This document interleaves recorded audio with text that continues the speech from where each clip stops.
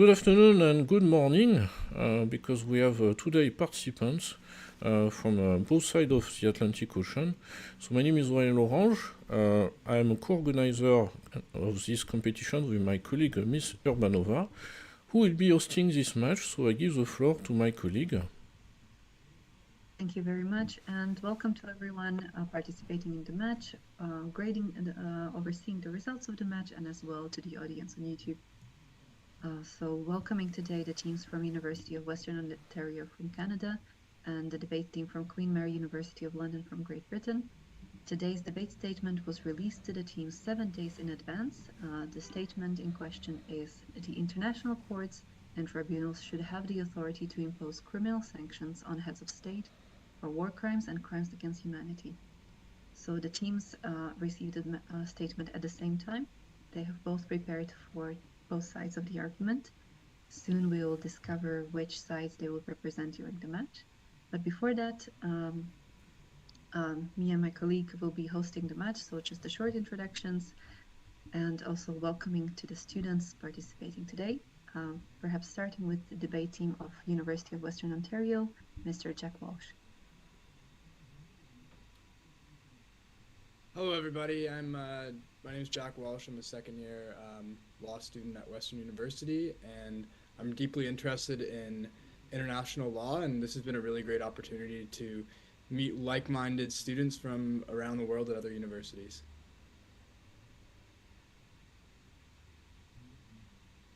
Thank you very much. Now giving the floor to debate team of Queen Mary University of London, Ms. Tikhomirova. Hello, my name is Amanda Kamarova. I'm a first-year law and French law student at Queen Mary University London and Paris-Sorbonne. And international law is quite inherent to my degree, so I will have to mirror the statement of Mr. Jack Walsh from the Western Ontario team. It's very interesting to be able to engage with international law a bit more practically, and I'm looking forward to the debate. Thank you. Thank you very much and welcome. Now back to University of Western Ontario, Ms. Rodriguez. Hi, everyone. I'm Rebecca Rodriguez. I'm a first-year law student at Western University, and kind of similar to what my colleagues have said, I am also passionate in international law, and I've really appreciated being able to build off of my interest in international relations by being a part of this debate team. So I'm very excited to hear from everyone, and thank you for the opportunity. Thank you very much. And now welcoming also another member of the Queen Mary University of London debate team, Ms. Zikute. Good afternoon and good morning. My name is Fausta Zikute. I will be representing the Queen Mary University of London. I'm currently a second-year law student. It has been a pleasure participating in this competition, and I'm very much looking forward to today's debate. Thank you very much. And of course, welcoming the third member of the debate team of Western University, Mr. Reiser. Hi, my name is Spencer Reeser, and I'm a second-year law student at Western University, and I'm very excited today to debate this topic, whatever side we get, because I think both sides are very interesting, and so it's been a great opportunity to see both sides of the arguments. Thank you and welcome again. And now also welcoming Mr. Singh from Queen Mary University of London. Hi, I hope everyone's having a lovely day. My name is Rishit Singh. I'm a first-year law student from the Queen Mary University of London. I've participated in several model UNs where I've dealt with topics like these, and it's really interesting to be able to debate about something that I've actually used in a model UN conference. So I look forward to today. Thank you very much. And today we also welcome on the live session the coaches of the two debate teams. So perhaps starting with the coach from the University of Western Ontario, Professor Oosterveld. Hello, everyone. It's a real pleasure to join you today, and I look forward to this particular debate since I am a professor of international criminal law. Thank you very much, and also welcoming the coach from the Queen Mary University of London, Mr. Zain Safdar. Hey everyone, I'm Zain Safdar. I'm the former president and current treasurer of the Debate Society at Queen Mary, and I'm very much looking forward to the debate tonight. Thank you very much, everyone. And once more, welcome to the match. Looking forward to the arguments presented during the session. I'll now leave the floor to my colleague who will be sharing his screen to determine who will get which position during the match. Yes, so I will share it. So on YouTube and in the room, everybody will see my screen with the randomizer. So with two positions possible for each university, to be in favor or to be against for the University of Western Ontario and for Queen Mary University of London. So we click in the center.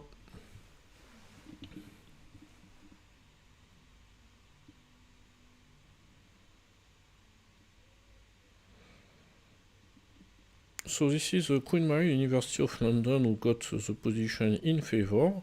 So as a consequence, this is Western University. The University of Western Ontario will defend the position against. So it means concretely that the Queen Mary University of London will start in defending the position that international courts and tribunals should have the authority to impose criminal sanctions on head of states for war crimes and crimes against humanity. On the other side,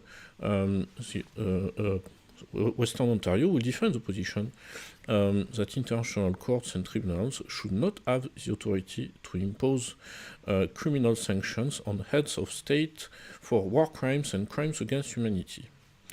So now you will see the 5 minutes countdown, 5 minutes when you can close your camera and audio, and we'll start the match with Queen Mary University in 5 minutes. Before the match countdown starts, just a short reminder, when you have 30 seconds of speaking time left, you will see a yellow card. And when your speaking time is up, you will see a red card. When you see a red card, feel free to conclude your sentence, but please don't start a new one.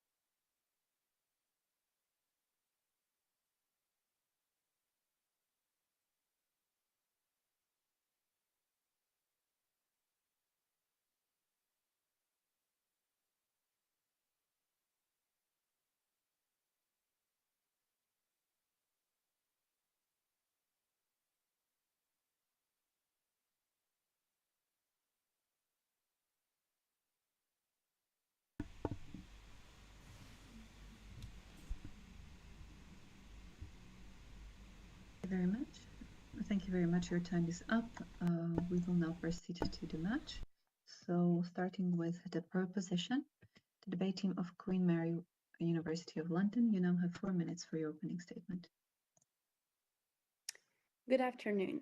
Today, on behalf of Queen Mary University of London, we are going to be arguing in favor of the statement that international courts and tribunals should have the authority to impose criminal sanctions on heads of state for war crimes and crimes against humanity.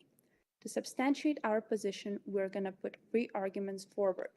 Firstly, that international courts and tribunals should have this authority because previously mentioned crimes affect international legal order.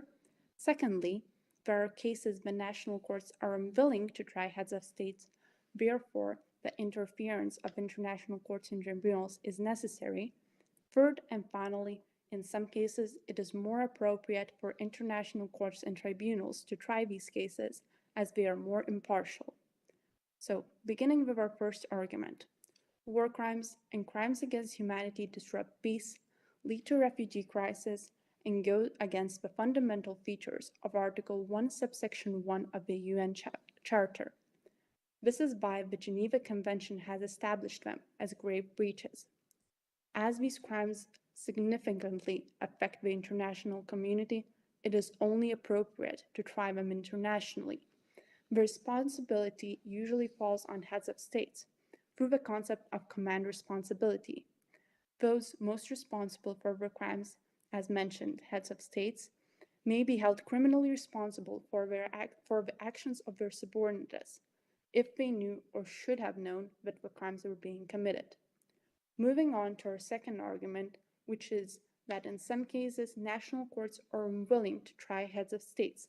Therefore, the interference of international courts is necessary. The ICC statute, Article 17, provides that International Criminal Court can try heads of states when national courts are unwilling or unable to do this. This has been used in practice, like in the case of the prosecutor versus Katanga and Chui, when the Democratic Republic of Congo had taken a decision to let ICC prosecute in the case. The alternative to this would have left the heads of state unpunished or punished not fairly. This would be unacceptable, as expressed in Section 28 of the judgment in the case of Democratic Republic of Congo and Belgium. It was argued in this part of the judgment that the Geneva Convention promotes accountability and makes it mandatory for these offenses to be accounted for. Third and finally, it is more appropriate for international courts and tribunals to try heads of states, as in some cases they're more impartial than the national courts. Heads of states usually have power and influence in their country, so there can be cases where the national court system is not capable of trying them impartially. The detrimental effects of this can be seen in the Khmer Rouge Tribunal. After spending $300 million and 11 years, the tribunal convicted only 3 men for the mass killings during Cambodian genocide. This is largely due because of the interference of the government of Cambodia and the national court not being able to try impartially. International tribunals and courts, on the other hand, could have provided impartiality. In summary, today we have argued in favor of the statement and put 3 arguments forward. Firstly, that war crimes and crimes against humanity affect international legal order, so should be tried internationally. Secondly, that national courts are not always willing to try heads of states. And thirdly, that international courts and tribunals sometimes are more appropriate as they provide more impartiality. Thank you. Thank you very much for your submission. Now starting with the opposing position, debating from Western University, you have 4 minutes. Thank you. Before I begin, can I confirm that I'm audible and visible? Yes, you are. Good afternoon to our judges and good evening to my colleagues at Queen Mary University. On behalf of myself and my teammates, Jack Walsh and Spencer Reiser, we are pleased to be here discussing this issue with you. Today, my team and I will be arguing that international courts and tribunals should not have the authority to impose criminal sanctions on heads of state for war crimes and crimes against humanity. I will argue that abolishing all immunities would severely undermine principles of international law and the international balance. My colleague Spencer will argue that indicting and arresting heads of state will severely undermine state consent, and Jack will argue that it will have the same effect on state sovereignty. Before getting into arguments, it is important to outline the levels of immunity granted to heads of state. International law currently grants heads of state either functional immunity or personal immunity. Functional immunity is immunity for acts performed in an official capacity on behalf of the state. This definition was affirmed in the case of Djibouti in France, which was tried under the International Court of Justice. It is widely accepted that functional immunity is not available for crimes against humanity and war crimes. Personal immunity, on the other hand, applies only to heads of state, heads of government, and ministers of foreign affairs. In the 2000 case of Democratic Republic of the Congo and Belgium, the ICJ confirmed that personal immunity is absolute, meaning it covers all acts undertaken in an official or private capacity committed before and during the time the individual holds their post. My team and I do not dispute that while these immunities exist under international law, international courts and tribunals, like the International Criminal Court, do have some level of authority in certain circumstances to impose criminal sanctions on heads of state. We argue that this authority is limited and should not be expanded to apply all of the time, for this would not be reflective of international law and would undermine the entire legal order.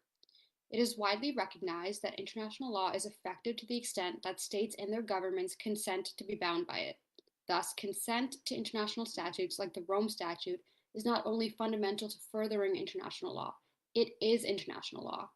Without it, international law, whether it be the Rome Statute or the Geneva Conventions, would become like domestic law, and states would be bound without choice. This difference has always been fundamental to the intricate balance of power that is international law. Forced adherence will also have the effect of undermining state sovereignty, as states would be restricted in how they govern and exist without their consent. A sudden and drastic change to international law, like the one proposed, would undermine the entire system. Additionally, undermining immunities would have a harmful effect on the international balance. In past instances where international courts have neglected immunities, states have experienced interstate challenges as a result. A little over a decade ago, Jordan and Malawi refused to hand over Omar al-Bashir, the then sitting head of state of Sudan, a country which was not party to the Rome Statute, while he was traveling through states that are parties to the statute. The ICC issued warrants for Bashir's arrest despite him being protected under personal immunity. The ICC's decision resulted in tensions between states that protected Bashir and Sudan, as well as the International Criminal Court. It brought on the Malabo Protocol, which resulted in the withdrawal of Burundi from the ICC and the threat of withdrawal from many other African states. The fallout from the ICC's decision makes it clear that states are not willing to give up immunities, and if forced to do so, will one by one refuse to comply with international law altogether. Ultimately, attempts at undermining immunities have been met with serious challenges from states, and it is likely that a rule abolishing all immunities would seriously undermine international law and the international balance. Thank you for listening. I will now give the floor to my colleague from Queen Mary University. Thank you very much for your submission. We are now entering the stage of rebuttals. Queen Mary University, you have 2 minutes for your first rebuttal. Before I begin, I hope I'm audible and visible. Yes, you are. All right. I'll now address the arguments made by the opposition. One of the major arguments that the opposition makes is about immunity. We'd like to point out in the same case that they've talked about, which is the judgment of appeals chamber in the prosecutor versus al-Bashir case, where in May 2019, the International Criminal Court appeals chamber held that heads of state have no immunity under customary international law before international tribunals. Now, we understand the concerns brought up by the opposition. However, it is important to note that in the al-Bashir case in particular, it can be argued that in cases where an accused before the International Criminal Court is charged with genocide, as Bashir was, and the case comes by referral from the Security Council, the Genocide Convention 1948 lifts immunity, and the Genocide Convention is binding on all the member nations who have signed it and ratified it. This argument draws on Article 4 and Article 6 of the same Genocide Convention. The former provision says that the persons committing genocide shall be punished even if they are constitutionally responsible rulers. The latter provides that such prosecutions are to take place either before national courts, but as my colleague pointed out before, that national courts in most cases might be unwilling to or genuinely unable to prosecute such individuals. And in such a case, it might be brought before an international penal tribunal. Now, with regards to the Genocide Convention, again, it was ruled in the Genocide Convention case, which was Bosnia versus Serbia, that the ICTY, which was created by the Security Council resolution, not a treaty, falls within the scope of Article 6 of the Genocide Convention because of the obligations that states have accepted under the UN Charter itself. Precisely the same argument can be made with regards to international criminal courts in cases where the Security Council has referred the situation to the court. And in such a situation, while bilateral agreements or while immunity may be granted to heads of state, the Genocide Convention takes precedence over a situation. And as in the al Bashir case, nations were required to hand over al Bashir not under the ICC statute, but under the provisions of the Genocide Convention. And similar arguments can be made, in conclusion, similar arguments can be made for crimes against humanity as well as war crimes. Thank you. Thank you very much. Western University, you have 2 minutes for your first rebuttal. I'd like to thank my colleague at Queen Mary University for her argument that this proposal is necessary because war crimes affect the international legal order. However, I must respectfully disagree. Granting international courts and tribunals the authority to impose criminal sanctions on heads of state for war crimes would risk destabilizing the international legal order to an even greater extent, as it would prolong conflicts. If a head of state accused of war crimes knew that they would be indicted on an international stage, it would disincentivize them from agreeing to any negotiated settlement that did not involve immunity from prosecution. This would encourage heads of state to prolong and even exacerbate a conflict in order to secure a more advantageous bargaining position. To move on to my argument, affirming the proposed resolution would undermine the core international law principle of personal immunity. According to the ICJ's 2002 arrest warrant case, Democratic Republic of the Congo versus Belgium, in international law, it is firmly established that certain holders of high-ranking offices such as head of state, head of government, and minister of foreign affairs enjoy immunities from jurisdiction in other states, both civil and criminal. In international law, personal immunity is absolute, meaning it covers all acts undertaken in an official or private capacity committed before and during the time the head of state holds office. This is important because personal immunities preserve the ability for states to work in harmony with one another. Immunities create balance in the international community and protect the sovereignty of states by ensuring that each state is the ultimate authority within its own borders. Personal immunity is necessary to ensure that foreign governments are free to conduct their affairs without fear of interference from other countries. While this proposal is well-intentioned, personal immunities are essential for maintaining peace and stability. Thank you. Thank you very much. We now proceed to the second round of rebuttals. Queen Mary University, you have 2 minutes. Hi, before I begin, once again, I hope I'm audible and visible. Yes, you are. Yeah. Thank you so much. I'll address the arguments made by the opposition once again. Now, the opposition has brought up the International Criminal Court 2002 case, and we would once again recommend that they refer to the ICC's decision made by the appellate appeals chamber in 2019 in the prosecutor versus El Bashir case, where they resolved and they have reiterated that personal immunity is not absolute. Heads of state can be prosecuted under customary international law before international tribunals.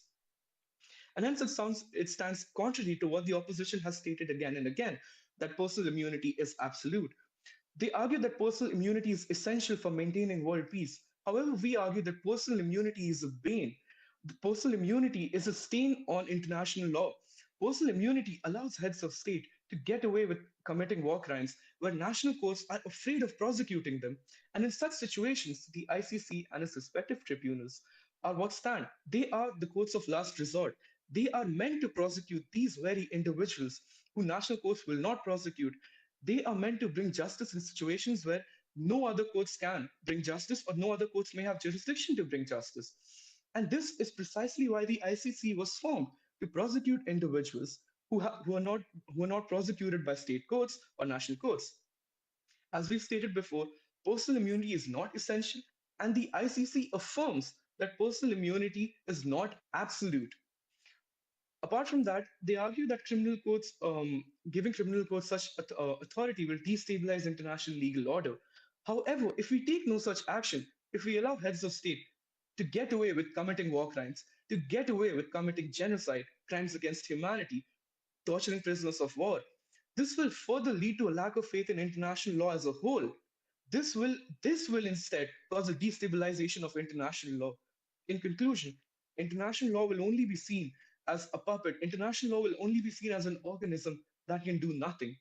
If we do not take action, if we do not provide courts the authority, international law will lose its force. Thank you. Thank you very much for your submission. Western University, you have 2 minutes for your second rebuttal. Hi, can I confirm that I'm audible and visible? Yes, you are. Thank you. I'd like to thank my opponent for their argument. However, I must respectfully disagree. My friends at Queen Mary University have argued that personal immunity is lifted if a state is a party to the Geneva Convention or the Genocide Convention. We do not dispute this. However, we do not agree that states should be affected by this convention or any treaty if they are not a party to it. It is fundamental that in international law, all states are equal and sovereign. This brings me to my argument today.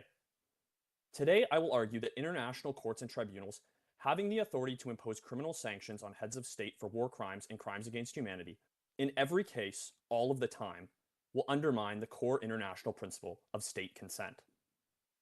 The foundation of the international legal order is based on state consent.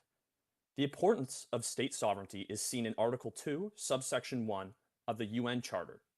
That is, that the UN is based on the principle of the sovereign equality of all of its members. In addition, Article 2, subsection 4 indicates that countries shall refrain in their international relations from the threat or use of force against the territorial integrity or political independence of any state. Giving international courts and tribunals a sweeping authority to impose criminal sanctions on heads of state would be detrimental to the international legal order. Firstly, it would amount to political interference in the affairs of sovereign states. Secondly, international law would become a breeding ground for bias and double standards in the application of international law. It could also lead to the politicized prosecutions and the use of international law as a tool for political gain. Therefore, it is imperative to international law that countries have the right to consent to give away some of their sovereignty, for example, head of state immunity, to the International Criminal Court by either ratifying the Rome Statute or the UN Charter. If a country does not ratify either of these, they should not be forced to give away its control of head of state immunity. To force a country to give away this right would be contrary to the very foundations of international law. Thank you. Thank you very much. We are now proceeding to the conclusions of this debate. Debate team from Queen Mary University of London, you have 2 minutes. Thank you very much. To begin with, am I audible and visible? Yes, you are. Perfect. I would like to thank the University of Western Ontario team for bringing truly interesting points to this debate. However, I would like to contend with some of them, particularly the ones made by the last speaker on the issue of state sovereignty and consent. Fundamentally, the case of prosecutor and Charles Taylor from the Special Court of Sierra Leone, a 2004 case, had already addressed those concerns, that of the principle of state immunity deriving from the concept of the equality of sovereign states, something that the speaker has referenced. However, the case in question addressed those concerns by saying that the principle of state immunity has no relevance to international criminal tribunals, which is what the question asks us to debate, as they are not organs of state, but derive their mandate from the international community. And as such, concerns of state sovereignty and consent simply cease to matter when it concerns the international community at large. It is especially for this reason that I bring in a very renowned quote that comes from the International Military Tribunal judgment at Nuremberg that says that crimes against international law are committed by men, not by abstract entities. And the reason why I say this is because the international law recognizes it. Germany did not consent to being tried at the Nuremberg trials. However, it was tried at the Nuremberg trials. Consent of member states is not something that is actively necessary in order to be held accountable. However, accountability is absolutely necessary to maintain international legal order. Thank you, and we conclude as such that international courts and tribunals should have the authority to impose criminal sanctions on heads of states. Thank you. Thank you very much. Western University, you have 2 minutes for your conclusion. Before I begin, can I confirm that I'm audible and visible? Yes, you are. Thank you to my friends at Queen Mary University for their thoughtful arguments. However, I must respectfully disagree. They have argued that the international courts should have the jurisdiction to prosecute heads of state. This is not something that we dispute. However, if a state has not ratified the Rome Statute or is a member to the International Criminal Court, they should not be forced to be a party to it.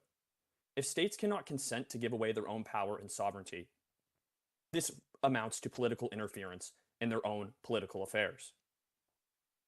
Today, our first speaker from Western University, Rebecca, has argued that extending the authority of international courts and tribunals beyond heads of state would undermine the international legal order. If this authority was extended, removal of immunities would occur, upsetting the balance of the international community, and international cooperation would gravely suffer. Our second speaker, Jack, argued that international courts and tribunals having this authority would undermine the core international law principle of personal immunity. And I, as our third speaker, argued that extending the authority of international courts and tribunals would undermine the international law principle of state consent. This goes against multiple articles of the UN Charter. Without state consent, this authority would amount to political interference in the affairs of sovereign states, and this would result in the erosion of the trust we have in our international institutions. On behalf of Western University, Rebecca, Jack, and myself, we wish to thank our opponents from Queen Mary University of London for their submissions. We humbly ask the judges to agree that international courts and tribunals should not have the authority to impose criminal sanctions on heads of state for war crimes and crimes against humanity. Thank you. Thank you very much to both teams for your submissions and for your arguments in preparation. As of now, we are entering the portion of the session which is no longer graded by the judges. So feel free to relax a bit. We'll initiate a little feedback session for yourselves. So we'll start with the students and then at the end concluding words to the present coaches for the debate. So perhaps starting with Mr. Walsh, how did you find the topic? How did you prepare? How did you find the debate? I thought this topic involved a lot more international law than the previous topic we debated. So it was really interesting to be able to delve into that to a greater extent. I think the con argument was a little bit more nuanced than the pro argument in terms of how this issue should be interpreted. So with our help of Professor Oosterveld, we really worked on trying to approach this issue from a number of different angles. But overall, I found it to be a really engaging and interesting area of international law. Very much. Ms. Tikhomirova, how did you find the debate and the topic? I think I personally found the topic quite interesting. As a Russian national myself, to me, this topic seemed quite related to the Russia-Ukraine crisis, on which I definitely support Ukraine, just in terms of my personal beliefs. But I did find it to be very applicable to the modern day, regardless of how you perceive the Russia-Ukraine issue. And it was quite interesting for me, particularly as a Russian national, to be able to debate something that is so applicable to the modern day and age. And yes, I will definitely agree with the fact that this did employ a lot more international law and a lot more human rights law and I guess law that arose out of horrendous events in human history. And that was also very interesting to explore and actually approach practically. Yeah. Thank you very much for your feedback and good observation as well. As we progress in the competition, closer and closer you will be dealing with more specific areas of law, so that you might be encountering specific conventions. At one point also entertainment law will be probably one of the debates that you will be facing. So looking into different aspects of international law is something definitely you can look forward to throughout the competition. Mr. Riza, how did you find the debate? Research for the topic, perhaps?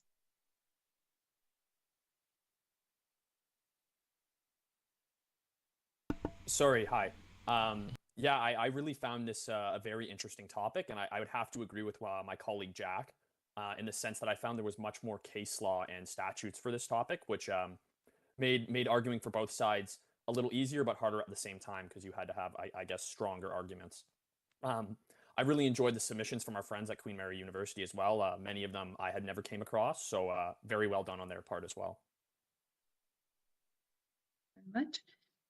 Mr. Singh, how did you find the debate preparation? Hi, thank you so much. It was definitely quite interesting. One thing about this topic was we were much more comfortable arguing for either side on this topic in particular. It had a more convoluted side to it as compared to a previous debate topic.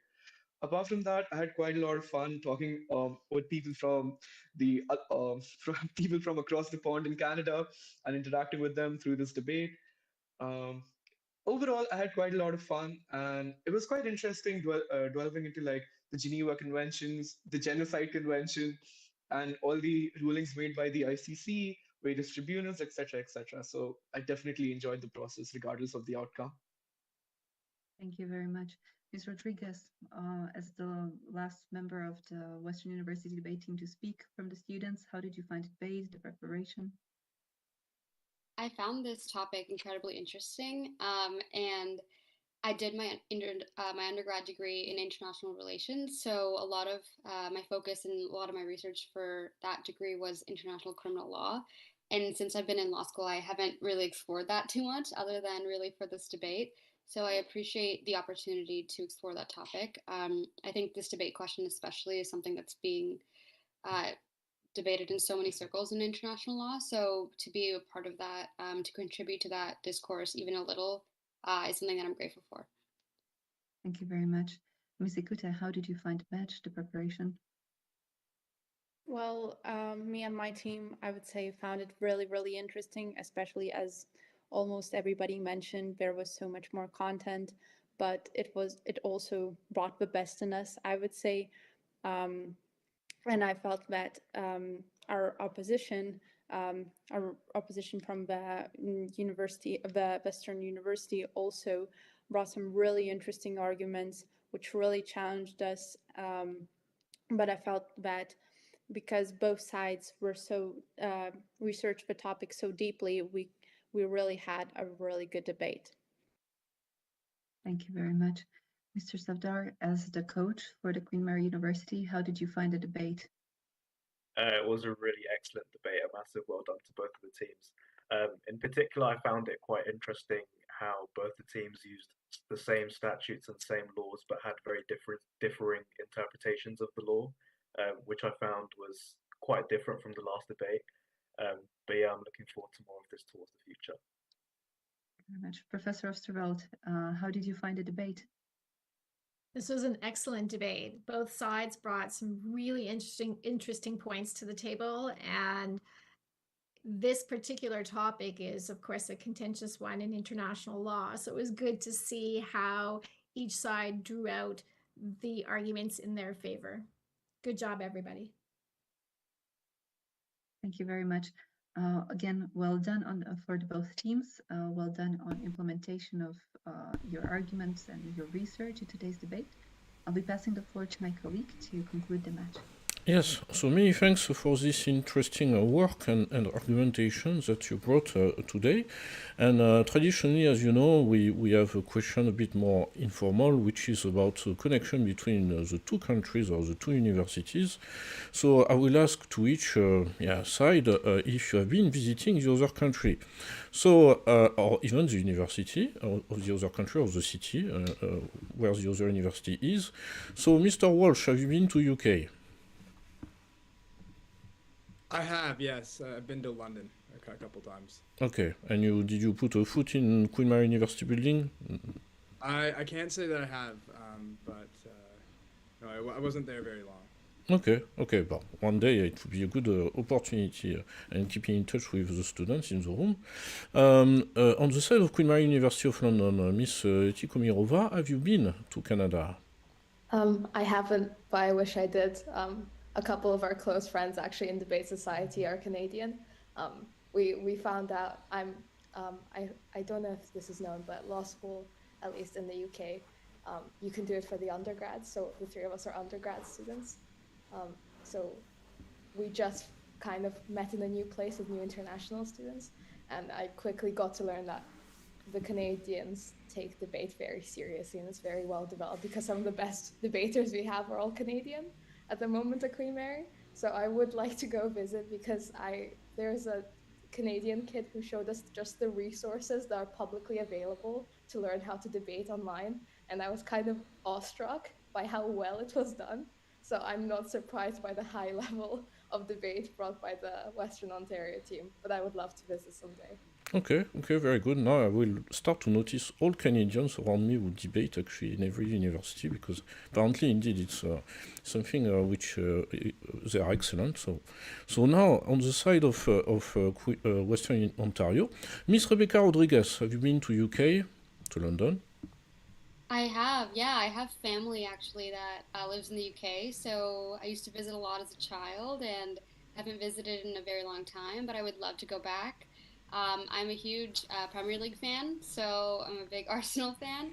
Love to visit London, go to maybe a game sometime. But yeah, it was great getting to meet everyone. Hopefully, we can keep in touch. Okay, perfect. So indeed, try to keep in touch indeed with the other team. On the side of Queen Mary University, Richie Singh, have you been in Canada?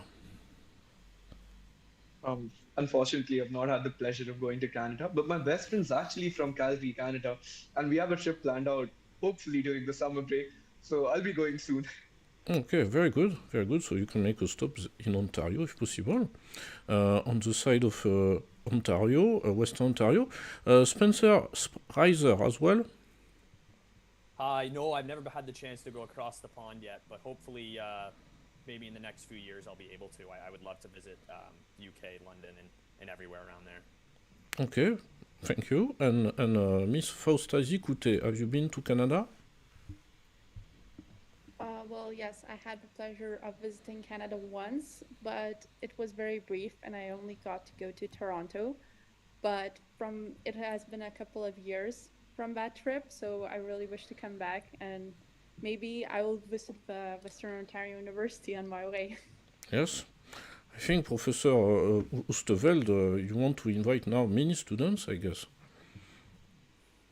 Yes, absolutely. And we're both in London, right? We're in London, Ontario, Canada, and London, UK. So for sure, if anyone makes their way over here, then come and visit London. Just contact me. Many thanks. And Mr. Zain Zafdar? Yeah, I've been to Canada many times. I've got family in Niagara and Toronto. It's a beautiful part of the world. Okay, great. So as you can see, it's a good way possibly to start some connections between the two debate teams or groups. So indeed next year as well, you might have even a match during the competition. So I would like to thank everybody in both Londons. So you are all of you Londoners, but in different ways. But yes, many thanks for this debate, and as well for your performance. In a few days you will receive, of course, the results from the three judges. So the three judges, one is from Australia, one is from Eastern Europe, and one is in France, and they will communicate their results in a few days after watching the match. Of course, the last match will be in 2 weeks. You will receive the topic next week. You will have 7 days, obviously, for the last topic on a different theme, the last theme of this group phase. And yes, of course, we keep in touch for the next days. So many thanks. Have a good rest of the day, wherever you are, and see you soon. Bye. Bye.